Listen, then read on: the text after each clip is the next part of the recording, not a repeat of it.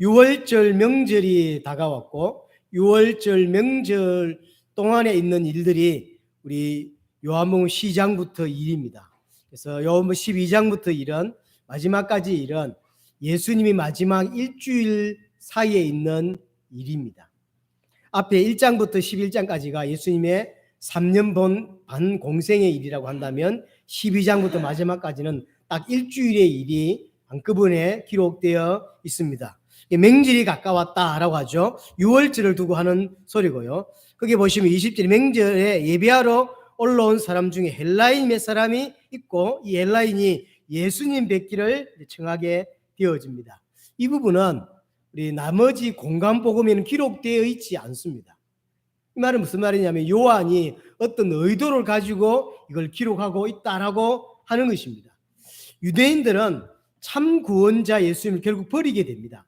지금까지 많은 사람들이 예수님을 따랐습니다. 이유는 자기가 생각하는 메시아일 거다라고 생각했기 때문이죠. 자기가 생각하는 메시아는 자기에게 육신적인 이익을 가져다 준 메시아입니다. 그래서 군사적인 메시아, 경제적인 메시아, 내지는 자기에게 인생에 유익한 것을 가져다 줄 수 있는 메시아를 기다려왔던 것입니다. 그러다가 여러 가지 사건을 통해서, 특별히 기적을 통해서 이분이 메시아이겠다라는 생각을 하게 되어졌습니다. 그래서 예수님을 믿었던 거죠. 어느 정도 믿었냐면, 우리 12장, 우리 12절부터 19절까지 해서 해보면 많은 사람들이 예수님을 따르는 장면들을 보여주고 있습니다. 많은 사람, 온 세상이 그를 따른다라고 하죠. 하지만 어느 날 깨닫게 됩니다. 이 예수님이 나에게 내가 생각했던 그 유익을 가져다 주지 않는구나라는 걸 깨닫게 되어졌어요. 우리 12장에서 뭘 봤냐면, 예수님이 예루살렘 입성할 때 호산나라고 외치면서 예수님을 왕으로 모시는 그런 장면을 봤습니다. 어떤 사람들은 옷을 깔고, 어떤 사람들은 종려나무 가지를 꺾어서 흔들고, 그러면서 예수님을 맞이하게 되었습니다. 하지만 며칠 후에 그렇게 예수님을 맞이했던 이 사람들이 예수님을 향하여 십자가에 못 박으소서, 십자가에 못 박으소서라고 했던 사람, 같은 사람들입니다.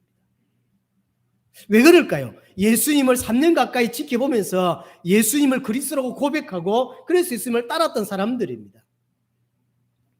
그것은 이유는 간단합니다. 자기가 생각했던 메시아라고 생각을 했었는데, 그 메시아가 자기에게 유익을 주지 않는다는 것을 알았던 것이죠. 그래서 결국은 예수님을 십자가에 못 박게 되는 것입니다. 여러분도 보시면 알지만 본디오 빌라도가 3번이나 예수님께 질문을 하고 대답을 받으면서, 나는 이 사람에게 죽일 만한 죄를 찾지 못했다. 그래서 자기가 손을 씻죠. 나는 무관하다. 만약에 이게 문제가 된다면 너희 머리로 돌려라 라고 이야기합니다. 그러니까 만약 이것이 문제라면, 예수를 죽이는 게 문제라면 우리 후손들에게 그걸 다 돌려라 라고 자신만만하게 이야기를 하지 않습니다. 본디오 빌라도가 봐도 예수님은 죽을 만한 죄를 짓지를 않은 거예요. 하지만 이 사람들은, 그래서 예수님께 군중들에게 묻잖아요. 그럼 나가 어떻게 해줄까? 너희 유대인의 왕이 예수를 어떻게 할까? 그래서 끄집어낸 게, 예수님을 살리기 위해서 끄집어낸 게, 여기에 시대적인 살인마가 하나 있죠. 이 살인마와 예수님 둘 중에서 이제 맹질이 되면 이게 낳아주는 습관이 있으니까 둘 중에 누굴 낳아줄까 그랬더니 예수를 낳아달라 이렇게 말할 줄 알았어요. 그런데 예수는 십자가에 못 박고 바나바를 낳아달라 이렇게 말하죠. 그래서 본디오 빌라도가 도대체 무슨 죄를 지었길래 라고 이야기하잖아요. 그럼 너희에게 이 예수를 어떻게 할까? 십자가에 못 박으소서, 십자가에 못 박으소서. 예수님이 예루살렘 성령 들어올 때 그렇게 환영했던 사람들이 결국은 십자가에 못 박은 사람들. 그런 것을 배경을 두고 오늘 요한을 기록하고 있는 거예요. 유대인들은 다 예수를 버리는 상황이 벌어졌습니다. 이때 이방인이 예수님을 찾아와서 예수님을 주인으로 모시려고 하는 사건, 이걸 보여주는 것이죠. 그래서 구원은 선민이라고 하는 유대인이기 때문에 받는 게 아니란 말이에요. 본인들은 선민이고, 그래서 나는 오랫동안 교회를 다녔고 나는 오랫동안 하나님을 믿기 때문에 구원받는다라고 생각하고 있죠. 아니라는 것을 보여주는 거예요. 그래서 구원받는 게 아니다. 분명히 하나님은 유대인에게 먼저 구원의 길을 주었습니다. 하지만 유대인은 구원을 차버렸습니다. 이제 그 구원이 유대인을 넘어서서 모든 이방인에게 가게 된다는 것을 오늘 이 장면을 통해서 보여주게 되어집니다. 그리고 그 이방인이 찾아왔다는 소리를 딱 듣고 나서 예수님이 하시는 이야기입니다. 23절이죠. 예수께서 대답하여 이르시되 인자가 영광을 얻을 때가 왔도다. 예수님이 지금까지 말하는 어떤 태도를 보면 아직 때가 이르지 아니하였다, 이런 표현을 몇 번 쓰셨어요. 아직 때가 이르지 아니하였다. 그런데 갑자기 이방인이 찾아왔다는 소리를 딱 듣고는 내가 이제 때가 왔다, 인자가 영광을 얻을 때가 왔다 그러죠. 이 영광을 얻을 때가 뭐죠? 예수님이 십자가 지실 때를 이야기합니다. 예수님이 십자가 지시고 인간의 모든 문제를 끝내시고 그래서 하나님 만나는 길을 다시 열어주셔서 우리가 하나님을 알고 하나님을 믿게 되므로 하나님의 영광이 돌아가게 되는 것이죠. 하나님의 영광을 드러내기 위해서 지는 게 십자가. 그래서 영광을 얻을 때가 왔다라고 이야기합니다. 우리에게 구원의 유일한 길이 뭔지를 다시 설명해 주는 것입니다. 구원의 유일한 길은 예수님을 그리스도로 믿는 것입니다. 그것밖에 없습니다. 그렇죠? 그래서 예수님이 오신 이유는 하나입니다. 십자가 지기 위해서. 우리에게 구원의 길을 열어주고 우리가 하나님을 만나고 다시 하나님과 함께하는 자를 만들기 위해서 오신 것이죠. 그래서 예수님의 많은 공생의 사역 중에 진짜 중요한 건 하나는 십자가와 부활입니다. 이게 예수님이 실제로 오신 목적이고 성육신하신 목적이죠. 창세기 3장 15절의 성취로, 또는 이사야 53장 5절 6절 성취로, 그가 찔림은 우리의 허물 때문이요 그가 상함 우리의 죄악 때문이라. 왜 죽으셨느냐? 우리 죄 때문이에요. 우리의 허물 때문에 우리를 건져내시기 위해서, 우리를 애굽에서 건져내시기 위해서 십자가 지셨다라고 하는 거죠. 레위기 17장 11절에 말한 대로 피만이 죄를 사할 수 있기 때문에 이게 하나님의 법칙입니다. 그리스도의 생명을 통하여만 인간을 구원하기로 그렇게 하신 것이죠. 예수님은 십자가 통해 우리에게 구원을 주시기 위해서 오셨고 그 때가 왔다라고 이야기합니다. 24절에 가서 이어서 같은 이야기입니다. 24절에 내가 진실로 진실로 너에게 이르노니 한 알의 밀이 땅에 떨어져 죽지 아니하면 한 알 그대로 있고 죽으면 많은 열매를 맺느니라. 생각보다 많은 교회에서 이 본문을 성도들의 헌신과 희생에 관해서 쓸 때 많이 쓰죠. 한 알의 밀이 땅에 떨어져 죽어야만, 우리가 그렇게 헌신할 때 하나의 영광이 되어지고 올바른 교회가 된다, 이런 쪽으로 많이 쓰는데 실제로는 그 이야기가 아닌 거예요. 이 이야기는 예수님을 향하여 한 말이죠. 예수님이 한 알의 밀알로 이 땅에 오셨고, 그래서 가만히 있으면 우리에게 구원이 이루어지지 않는 거예요. 우리를 살릴 수 없는 거예요. 우리를 구원할 수 없는 거예요. 한 알의 밀이신 그리스도께, 밀알이신 그리스도께서 죽어야만 우리를 건져내실 수 있다라고 하는 것이죠. 많은 목사님들이 교회 성도들의 헌신을 강조하고 싶을 때 많이 등장시키지만 잘못된 거예요. 사실은 잘못된 거죠. 예수님이 어떻게 구원을 이루실 것인가를 설명하는 본문인 것이죠. 그래서 예수님이 십자가에 한 알의 밀알이 되어서 죽을 때만 많은 열매를 맺는다. 많은 열매란 말은 구원을 말하는 거죠. 예수님이 십자가에 죽어야만 우리에게 구원의 일이 일어나게 되는 것입니다. 이것을 뒤집어서 설명하면 인간이 가진 그 죄가 얼마나 심각한지를 보여주는 거예요. 쉽게 말하면 하나님이 이 땅에 오셔서 십자가에 죽지 않으면 절대 인간 문제는 해결이 안 되는 거예요. 절대로 다른 것으로 해결이 될 수가 없습니다. 인간 문제의 그 죄의 심각성을 보여주는 것입니다. 그래서 그리스도의 생명으로만 인간의 문제가 해결된다는 사실이죠. 우리는 반드시 기억해야 돼요. 그래서 인간 스스로는 절대로 구원받는 게 불가능합니다. 예수님이 내 모든 죄를 대신 짊어지시고 죽으셔야만 내 죄가 해결된다라고 하는 사실입니다. 이것을 보여주는 아주 중요한 본문이라고 보여집니다. 근데 이제 중요한 것은 유대인들은 그 생각을 안 한단 말이에요. 유대인들은 그런 생각을 안 합니다. 유대인들 일단 우리 조상이 아브라함이다. 그래서 우리는 구원받는다. 그렇게 생각하죠. 우리가 유대인이니까. 이게 잘못된 생각이에요.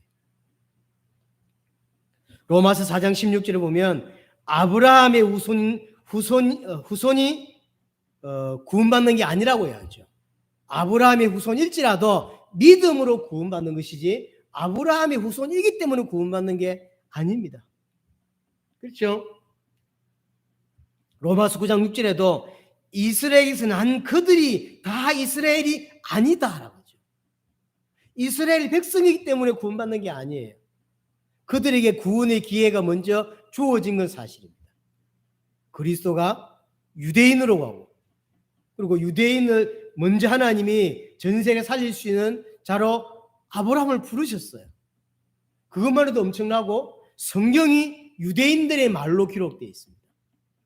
그러니까 성경에 대한 많은 것들이 유대인들의 문화, 유대인들의 풍습, 유대인들의 어떤 사상이 그대로 녹아져 있어요. 구원을 이해하거나 하기에 너무 좋아요. 우리는 설명을 해야 되는 것들이 많단 말이에요. 그럼에도 불구하고 유대인은 구원받지 못하는, 예수님을 그리스도로 인정하지 못하고 예수님을 죽이는 일을 했던 것이죠. 교회 다닌다고 구원받는 게 아니다라는 걸 우리에게 다시 한번 보여주는 것입니다. 반드시 교회를 다녀야 합니다. 교회 안 다니고 구원받는 사람이 얼마나 있겠습니까? 몇 없습니다. 특수한 상황일 수 있죠. 교회까지 가지 못하고 죽을 수밖에 없는 상황들. 그렇죠? 예수님과 함께 십자가를 못 박혔던 한 사람, 오늘 나와 나그네에 있을 것이다 했죠. 이 사람은 교회 갈 시간이 없죠. 지금 죽는데 어떻게 교회를 가요? 야, 교회부터 갔다 와. 이렇게 말할 수 없는 거죠. 그 사람은 예수를 그리스도로 믿었기 때문에 십자가에 달려 죽으면서 믿은 거죠. 그 사람은 구원을 받습니다. 하지만 나머지 대부분의 사람들은 이 땅에서 구원을 받고 하나님 백성답게 훈련되어지는 교회라는 걸 거치면서 하나님 백성으로 간단 말이에요. 나라로 가는 것이거든요. 하지만 교회 다니는 게 구원의 기준이냐? 그건 아니란 말이에요. 그래서 지금까지 수많은 사람들이 교회로 왔다가 다 나가는 거예요. 자기하고 안 맞단 말이에요. 구원이 안 맞는 거예요, 사실. 자, 그래서 25절에 그럼 그 구원을 누가 받냐? 예수님이 십자가 지심으로 미랄이 되어져서 자기 생명을 내놓았습니다. 이렇게 구원의 길을 여신 거죠. 그럼 누가 구원을 받을 수 있냐? 그게 25절입니다. 25절에 보니까 자기의 생명을 사랑하는 자는 이럴 것이요, 이 세상에서 자기의 생명을 미워하는 자는 영생하도록 보존될 거다. 이게 구원의 조건이라고 예수님이 직접 말씀하고 있습니다. 자기의 생명을 사랑하는 자는 잃는다. 쉽게 말하면 육신을 위해 사는 자는 구원받지 못한다라는 거예요. 육신을 위해서 예수를 믿는 자, 육신을 위해서 하나님을 믿는 자, 육신을 위해서 자기 문제 해결해 줄 하나님을 찾죠. 그래서 믿는 사람들이 있습니다. 그 사람은 구원받지 못한다는 이야기예요.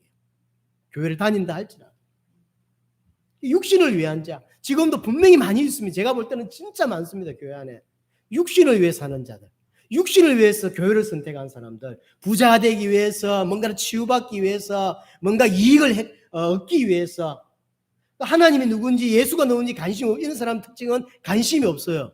왜냐하면 그게 누구에도 상관없고 내게 이걸 가져다 주면 가져다 주기만 하면 되는 거예요. 그래서 뭐 하나님 뭘 했다, 하나님의 성품이 뭐다, 하나님이 어쨌다, 이런 거 중요하지 않은 거예요. 그래서 예수님이 정확하게 말해주는 거죠. 자기의 생명을 사는 자는 절대로 구원받을 수 없다. 구원받을 수 없습니다. 그렇죠? 예수가 내게 뭔가를 해줄 수 있겠다 싶으니까 따라왔어요. 하지만 예수가 자기에게 유익을 가져다 주지 않는다라는 걸 깨달으니까 예수님을 죽여버리잖아요. 그런 사람은 구원받을 수 없습니다. 여전히 세상의 가치관으로 살 수밖에 없는 자, 구원받지 않았기 때문에 그런 거예요. 물론 믿음이 성장하지 않았기 때문에 애굽의 가치관으로 사는 사람도 분명히 많이 있습니다. 하지만 한 부류는 구원받지 않았기 때문에 애굽의 가치관으로 사는 거예요. 그렇죠? 우리는 구별하기 힘들어요. 그렇죠? 우리는 그 사람이 구원받았는지 안 받는지 구별할 수 없습니다. 사실은. 그러면 어떻게 해야 됩니까, 목사는? 구원 안 받을 수 있다는 생각을 늘 해야 돼요. 근데 이게 어려워요. 목사가 돼서 보니까 성도들 중에서 구원 안 받았을 수 있다. 내가 섬기는 교회에서 우리 하나빛 교회에 구원받지 않은 사람이 있을 수 있다는 생각하기가 굉장히 어렵다니까요. 근데 성경은 분명히 말하는 거예요. 그래서 목사는 구원 안 받은 사람도 있을 수 있다는 생각을 늘 해야 된다는 거죠. 근데 그게 사실 힘듭니다. 구원받았다는 전제 속에서 이제 메시지가 나가는 거예요. 그래서 빌립보서 3장 18절에 십자가의 원수라고 말하잖아요. 교회 안에 빌립보 교회 성도보고 하는 소리입니다. 십자가의 원수인데 구원받았을까요? 십자가의, 물론 이는 좀 바울의 가한 표현일 수도 있습니다. 어떻게 네가 십자가의 원수로 살 수 있냐, 이렇게 가한 표현일 수 있는데 그냥 그거 빼고 십자가의 원수라면 정말 구원받을 수 있는가? 이 표현을 누구에게 하느냐면 바울은 빌립보 성도보고 한 소리입니다. 다는 아니겠지만 그 성도들 중에서 십자가의 원수로 산다는 거예요. 그럼 그 십자가의 원수로 산다는 게 뭐였죠? 자기 배를 위해 사는 자, 자기 성공을 위해 사는 자, 그 사람은 구원 못 받은 거다, 이렇게 이야기하는 거잖아요. 자, 그럼 반대로 구원받는 자가 어떤 자리죠? 자기 생명을 미워하는 자다라고 예수님이 직접 말씀해 주시죠. 자기 생명을 미워한다는 말은 무슨 말일까요? 자기 자신을 보니까 선한 게 1%도 없는 거예요. 그래서 구원은 하나님의 은혜로 받는 거다라고 깨닫는 자를 말합니다. 이게 신학자 말대로 하자면 전적인 부패가 이제 이해가 되는 거예요. 전적인 부패. 자꾸 가톨릭에서는 인간 전적 부패 아니라고 자꾸 이야기하는데요. 또 어떤 단체에서도 자꾸 하나님이 구원의 손을 내밀었을 때 인간이 그 구원의 손을 잡아야만, 이건 신인 협력설이라고 합니다. 하나님이 구원의 손을 내밀었을 때 우리가 그 손을 잡아야만 구원받는다라고 이야기하는데 틀린 겁니다. 손을 내밀 수 있는 힘이 없다니까요. 성경은 뭐라고 이야기하냐면 하나님께 나아갈 수 있는 조금의 여지가 없어요. 뭐 때문에? 죄 때문에. 그걸 신학자는 전적인 부패다라고 표현하는 거예요. 그러니까 내 자신을 똑바로 보면 죄투성이고 저주투성이고 지옥 밖에는 갈 데가 없는 자다라는 게 보인단 말이에요. 이게 자기를 미워하는 거예요. 자기를 사랑하는 게 아니라 자기가 미워져야 돼. 이거 다른 말로 그래서 자신을 부인하는 자다. 자신을 부인한단 말은 내가 없다는 이야기를 하는 게 아니고 내가 예수님과 함께 십자가에 못 박혀 죽었다. 난 더 이상 존재하지 않는다. 내 애굽의 가치관, 내 옛날 생각, 내 옛날 자아, 돈이 있으면 행복할 거야, 이렇게 하면 행복할 거야, 이렇게 해야 되라고 하는 생각이 끝났다는 거, 더 이상 없다는 거죠. 그걸 부인이라고 하는 것입니다. 이 사람이 구원받습니다. 다른 말로 심령이 가난한 자. 그렇죠? 나는 아무것도 아니구나, 하나님의 은혜가 필요한 자구나라고 날마다 보여진단 말이에요. 여러분들이 이게 날마다 보여줘야 돼요. 난 정말로 아무것도 아니구나. 난 옛날에 좀 그래도 공부 좀 한다고 생각했고, 나는 좀 괜찮다고 생각했고, 이만하면 괜찮다고 생각했는데 하나님의 은혜를 받고 나니까요, 괜찮은 게 단 1%도 없는 거죠. 칭찬할 만한 게 단 1%도 없어요. 내 정말 쓰레기구나, 이제 알게 되는 거죠.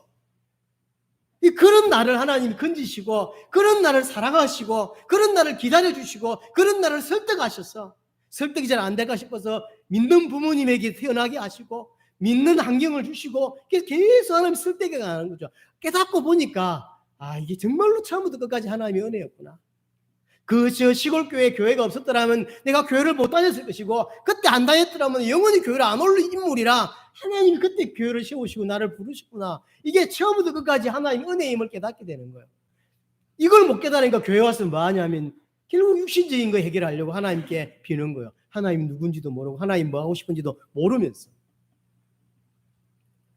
누가 구원받냐? 자기 생명을 미워하는 자. 정말로 생각을 바꿔야 됩니다. 구원받지 못했다면 구원받는 길이 우리에게 열려 있습니다. 구원받아야 합니다. 자신을 위해 살고 싶다고. 많은 사람들이 성공 가도를 가는 사람들은 이게 힘든 거예요. 그래서 어떤 위치에 간 사람이 예수를 믿기가 힘든 거예요. 연예인들 중에서 또는 성공한 사람들 중에서 나중에 교회를 오는 사람들이 있죠. 그 이유는 교회를 올 수밖에 없는 사건이 터졌기 때문에 그때에서 오는 겁니다. 왔을 때 그게 하나님의 은혜인 거죠. 왔을 때 구원을 받아야 돼요. 생각보다 많은 연예인들이 결국 구원받지 못하고 교회를 다니는 걸로 택합니다. 왜냐면 거기서 나름의 성경 공부도 하고 이렇게 하면서 이제 자기가 그 연예계 생활이 너무 힘드니까 위로받기 하기 위해서 오는 사람들이 많고, 결국 그것이 안 되니까 연예인들 중에서 자살하는 기독교인이 많단 말이에요. 그럼 기독교인 자살한 게 아니라 너무나 힘이 들어서 친구 따라서, 왜 연예인들 중에서 기독교인들 뭐 이영자니 뭐 이런 애들이 꽤나 많이 있잖아요. 그 따라서 교회 왔다가 뭐 현인이 정혜인 뭐 이런 친구들이 다 이 교회 다니는 친구들이 재수종이니 뭐 이런 친구들 생각보다 많아요. 이런 사람들 따라서 뭐 지금 뭐 그 정경호 뭐 드라마에 잘 나온 정경호 이런 친구들이 그 자기 애인 따라서 교회 와서 일주일에 2번씩 성경공부를 한다 그러죠. 정경호 이런 애들은 뭐 수영이 이름 뭡니까? 정수영인가 뭐 하여튼 이런 친구. 제가 궁금한 건 그런 거. 그런 애들이 교회 와서 무슨 성경공부를 할까? 삶을 보면 기독교 같지 않은데 내가 볼 때는. 그렇게 왔다가 교회에서 해주는 성경공부가 도움이 안 된단 말이에요. 자기는 육신적인 것 때문에 왔는데 그거하고 안 맞다고. 그게 맞는 성경공부를 해준다고요. 위로받는 거, 치유받는 거, 뭐 하나님은 그 평안의 하나님이시고 당신을 책임지실 것이 이런 거 해주니까 그게 좋아서 온다고. 근데 그게 어느 순간 안 찬다고. 그러니까 극단적으로 지금 최근 10년 동안 자살한 그 연예인들 중에서 꽤 많은 프로가 퍼센테이지가 기독교인이죠.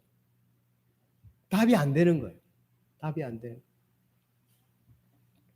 제가 아는 목사님 한 분이 있습니다. 미국에서 목회를 하면 크게 하셨어요. 이 목사님이 자살을 하셨어요. 어떤 분이지? 궁금했는데 그분 메시지 제가 몇 개를 들어봤어요. 메시지를 잘하세요. 근데 한국에도 그분 세운 교회가 한국에도 있어요. 담임 목사님 안 계시잖아요. 그럼 지금 어떻게 하냐면 그분이 자살하기 전에 녹화되어 있던 메시지를 지금 계속 보고 있는데 사람들이 더 많이 몰린다네. 어떻게 생각합니까? 그 담임 목사님 자살해 죽었고 그래서 미국에서 굉장히 센세이션이 됐어요. 목사가 자살해 죽었어? 근데 그걸 추종했던 사람들이 성도들 몇 사람이 한국에 와서 한국에 교회를 세웠는데 제가 들어가 봤는데 지금도 주일날은 그분이 했던 메시지를 틀어서 담임 목사님을 영원히 만날 수 없어요. 근데 성도들이 더 모여요. 주일날 제가 한번 들어가 봤는데 예배 마치고 가서 한번 들어가 봤는데 몇백 명이 그 클릭해서 보고 있고요. 실시간으로 보는 거 있잖아요. 실시간으로도 1000명이 있는 게 들어오고 현장에도 사람이 꽉꽉 차요. 그분이 뭐 구원받는지 안 저는 잘 모릅니다. 그런 교회에 있다고.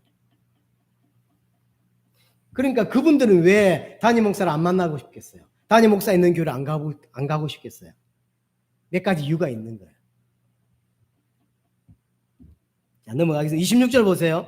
자, 그럼 구원받은 자의 삶은 뭐냐? 26절에 사람이 나를 섬기면 예수님을 이제 믿고 예수님을 섬기면 나를 따르라. 나 있는 곳에 나를 섬기는 자도 거기 있느니라. 예수님을 진짜 믿는다? 어떻게 산다고요? 예수를 따르는 사람을 사는 거예요. 예수를 따르지 않으면서 구원받았다 말하는 건 잘못된 이야기라는 거죠. 구원받은 자는 어떻게 사냐면 예수님을 섬기고 예수님을 따르는 삶을 산다는 거죠. 그게 답니다. 무조건 예수가 좋아. 예수 믿고 나니까 예수가 좋죠? 그 예수를 따르고 싶은 거예요. 누가 시켜서가 아닙니다. 그냥 좋은 거예요, 예수가. 그래서 그렇게 하는 거예요. 그러니까 이제 그 다음에 뒤에 나를 섬기는 자는 거기 있느니라. 사람이 나를 섬기면 내 아버지께서 그를 귀히 여기실 것이다. 이 사람을 하나님이 귀하게 본다는 거예요. 대가가 없어요. 예수를 믿는다고 뭐 부자가 되는 것도 아니고 예수를 믿는다고 뭐 대단히 성공하는 것도 아닙니다. 근데 예수 자체가 좋다고 예수 믿고 나니까 이 사람을 하나님이 기뻐하시고 존귀하게 여기신다는 거예요. 나 있는 곳에 있게 하겠다라고 했죠. 새하늘과 새 땅을 말하겠죠. 그러니까 하나님의 나라에 벌써 이렇게 보장이 되어 있는 거죠. 새하늘과 새 땅. 자, 그리고 이제 십자가 지기 직전에 예수님의 모습을 27절부터 보여줍니다. 27절에 지금 내 마음이 괴로우니 무슨 말하리요? 아버지여 나를 구원하여 이때를 면하게 하옵소서. 그러나 내가 이를 위하여 이때에 왔나이다. 예수님은 하나님이십니다.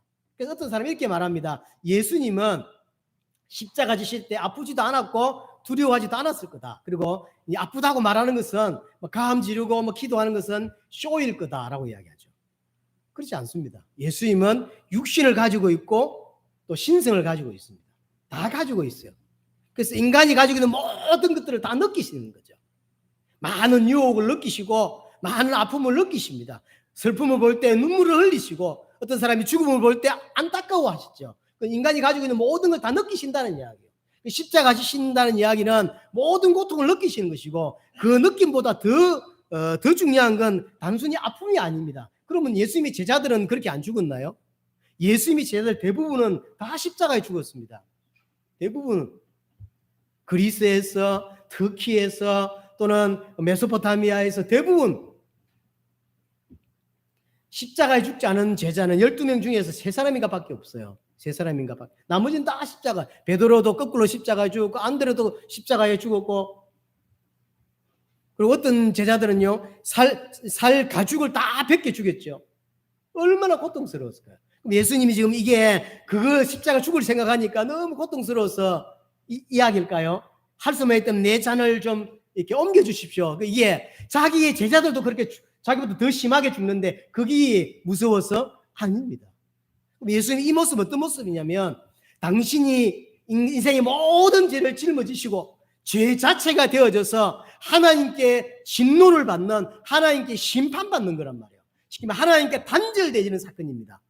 이게 그만큼 무서운 사건이에요.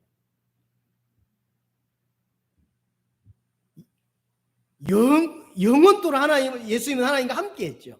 그런데 딱 한 번 십자가에서 하나님께로부터 단절되어서 하나님의 심판을 받고 하나님의 진노를 받습니다. 그게 얼마나 무서운 것인지를 예수님은 아는 거예요. 근데 우리가 그걸 몰라요. 우리가 그 가운데서 구원받은 건데. 사실 하나님과 단절되어 있는 게 얼마나 무서운 이야기와 얼마나 치를 떨어야 되는 이야기인지 우리만 모릅니다.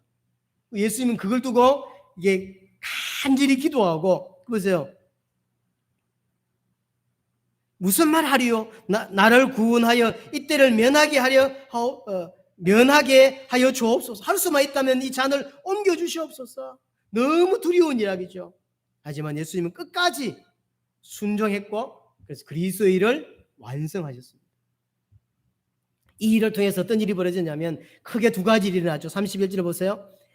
31절에 이제 이 세상에 대한 심판이 이르렀으니 이 세상 임금이 쫓겨날 것이다. 예수님이 십자가 죽으심을 통하여 어떤 일이 벌어지냐면 우리를 붙잡고 우리를 끝까지 지옥 가게 만들려고 했던 사단이 결박되고 사단이 무너지는, 사단의 손아귀에서 건진받는 일이 벌어지게 되는 것입니다. 히브리서 2장 15절 죽음을 통하여 죽음의 세력을 잡은 자 마귀를 멸하셨다고 이야기하고, 요한일서 3장 8절에 하나님의 아들이 오신 것은 마귀의 일을 멸하려 하십니다. 마귀의 일을 멸하셨다고 이야기합니다. 단 마귀가 없어진 게 아니라는 걸 기억해야 합니다. 그렇죠? 마귀는 여전히 존재하고 다만 우리를 거기에서 건져내셨다는 거죠. 영원히 사단하고 관계없게 만드셨어요. 자, 보세요. 이스라엘 백성이 애굽에서 출애굽을 했습니다. 다시 바로를 만나거나 다시 바로에게로 들어갈 수 없다는 거예요. 그 이후에 다시 간 적이 있나요? 없습니다. 하지만 사단의 공격이 마치 여전히 우리가 그 바로 안에 있는 것처럼, 사단의 권세 안에 있는 것처럼 보인단 말이에요. 그렇지 않다는 사실. 영원히 사단의 손아귀에서 벗어났어요. 하지만 공격하고 있다는 것, 여러 가지 환경이나 내 주위 사람들을 통하여 분명히 공격은 할 수 있다고. 공격은 할 수 있지만 정확히 말하면 이길 수도 없습니다. 내가 속는 거예요. 내가 속는 거예요. 우리 잘 속잖아요. 문자가 왔어요. 아빠, 제 휴대폰이 고장났어. 이렇게. 근데 이게 보는 순간 이게 보이스피싱이다 이렇게 알겠는데 내 옆에 애들이 없으니까 이걸 확인을 못 해보는 거죠. 이거는 전화가 왔어요. 박현식 씨 되십니까? 그렇다 그랬더니 서울중앙지검 누구누구 검사합니다. 그러더라고. 듣는 순간 이거 보이스피싱인데 이런 생각이 드는데, 사실은 그게 이제 들을 때는 보세요. 이렇게 경제부 이런 사람들 검사도도 걸리는 거 보세요. 검사도도 넘어가잖아요. 내가 그랬어요. 그랬더니 이 사람이 그래서요 그러더라고. 그런데 그랬더니 전화를 탁 끊어버리더라고. 이거 속는다니까요. 속는다고. 사람들이 생각보다 잘 속습니다. 분명히 사단의 손에서 건짐을 받았고 구원을 받았는데 실제로는 구원받지 못하고 사단이 여전히 내 주인인 것처럼 보인단 말이에요. 그래서 믿음이 필요한 거죠. 공경은 분명히 있다고 말했습니다. 베드로도 이야기하고 바울도 분명히 이야기했습니다. 불화살을 싼다고 이야기했어요. 사실입니다. 하지만 영적인 사실을 정확히 알 때만 이길 수 있는 거죠. 예수님이 십자가로 첫 번째 한 일이 뭐냐면 사단을 꺾으셨다 하는 사실이죠. 두 번째 32절 보세요. 내가 땅에서 들리면 모든 사람을 내게로 이끌겠다. 자, 십자가 지시고 부활하신 사건이죠. 부활하시고 나면, 그리고 성천하시고 나면 그때 구원의 길이 열리는 거죠. 그러니까 자기 백성을 건져내시는, 하나님이 구원하시기로 작정된 자들, 예정된 자들을 다 건져내시는 일이 벌어지게 되는 것입니다. 십자가에 죽고 구원의 길이 열리고, 그걸 통하여 우리 인류가 예수를 그리스도로 믿는 자가 구원받는 일이 벌어지게 되는 것입니다. 바울의 표현대로 하자면 한 사람으로 말미암아 죄가 세상에 들어왔고 그 죄로 말미암아 모든 사람에게 사망이 왔지만 또 다른 한 사람의 순종하심으로 말미암아 많은 사람이 의인이 된다고 이야기하죠. 예수의 십자가와 부활을 통하여 우리의 구원의 길이 열렸고 우리가 예수를 그리스도로 믿게 됐을 때 구원받는 일이 벌어지게 되는 것입니다. 하지만 34절 보세요. 이에 무리가 대답하되 우리는 율법에서 그리스도가 영원히 계신다함을 들었거늘 너는 어찌하여 인자가 들려야 하리라 하느냐? 이 인자는 누구냐? 근데 이들이 생각했던 그리스도는 영원하다라고 생각했어요. 그래서 이 예수가 그리스도인 것 같은데 그럼 영원히 살아야 돼 우리와. 그런데 예수가 죽는다고 이야기하거든. 여기서 사실은 그리스도가 아니구나라고 생각합니다. 그리스도이신 예수님은 죽기 위해서 왔지만 유대인들은 그리스도를 어떻게 생각하냐면 영원히 존재하셔서, 틀린 말은 아니죠. 영원히 존재하셔서 안 죽는다 생각하는 거예요. 안 죽는다. 근데 자꾸 죽는다 하거든. 그래서 그리스도가 아니구나. 자기가 잘못 깨달은 줄 모르고 지금도 많은 사람들이 틀리게 복음을 깨닫고 틀리게 예수를 믿고 틀리게 믿고 있다니까요. 오늘 장로님이 아까 이야기하신 대로 하나님 어머니 죽고 이런 소리 했었고 이상한 소리는 했었고, 아니 성경에 그런 거 없잖아. 말하니까 뭐라 말하냐면 성경은 우리 가정 이야기를 할 때 원래 하나님의 모델인데 그대로 연기를 했다는 거죠. 가정에 부모가 다 있듯이 하나님도 부모가 있다는 거예요. 기록을 안 해놨을 뿐이라는 거지. 그래서 하나님 어머니가 누군데요? 안상우의 어머니인가? 원성의 와이프인가? 그 할머니 어머니래. 기가 차서 그게 믿어진다는 거예요. 참, 그래서 그것도 뭐가 영이 역사해야 되는 거예요. 그렇죠? 영이 역사해야 돼. 뭐 신천지 이런 이상한 이런 것들도 무슨 이게 계시록 쫙 설명해주고, 요즘 우리 교회도 계속 제 앞으로 편지가 참 옵니다. 이제 구원파에서 얼마 전에 신천지에서도 왔고요. 쉽게 말하면 네 장로교 잘못됐다. 똑바로 믿어야 된다. 이걸 말하고 싶은 거죠. 이제 유대인들이 이런 거예요. 여러분들 그래서 누구의 말이 아니면 어떤 목사의 말이 아니라 성경을 통해서 계속 잘 확인해야 돼요. 진짜 구원받는 길이 뭐냔 말이에요. 진짜 구원받는 길이. 유대인은 그리스도를 진짜 믿고 있었고 하나님을 진짜 믿고 있었습니다. 하지만 잘못 믿고 있었던 거죠. 그래서 예수님을 십자가에 못 박아버린 거죠. 영원해야 되고, 그래서 우리를 잘 살게 해줘야 되는데 죽는데 갑자기 내 살을 뜯어먹어야 되는데 이게 이해가 안 되는 거예요. 그래서 내가 생각한 메시아가 아니구나 그 생각이 되는 거죠. 그래서 예수님을 죽여버리죠. 지금도 전 세계 많은 기독교인들은, 많은 사람들은 예수님을 자기 육신의 유익을 줄 거다라는 생각으로 믿고 있습니다. 이건 종교가 추구하고 있는 것입니다. 성경은 그렇게 말하고 있지 않습니다. 우리를 구원할 메시아는 죽어야 되고 부활해야 된다라고 이야기하는 거예요. 그렇죠? 그리고 마지막 35절 36절은 마지막 예수님의 경고입니다. 하지만 37절부터 43절에 보면 결국 유대인들은 예수님을 믿지 않았다는 이야기를 이야기하고 있습니다. 43절 마지막에 그들은 사람의 영광을 하나님의 영광보다 더 사랑하였다. 예수를 믿긴 합니다. 하지만 진짜 믿는 게 아니에요. 왜냐하면 하나님의 영광보다 사람의 영광이 더 중요한 사람. 결국 안 믿는다는 이야기. 지금도 이런 사람들이 교회 안에 많이 있습니다. 우리는 성경 그대로 알고 성경 그대로 믿는 은혜가 필요하고요. 올바른 교회를 다니면서 올바르게 복음 듣는 것이 너무 중요하다고 하는 사실입니다. 이 은혜가 여러분에게 되기를 바랍니다.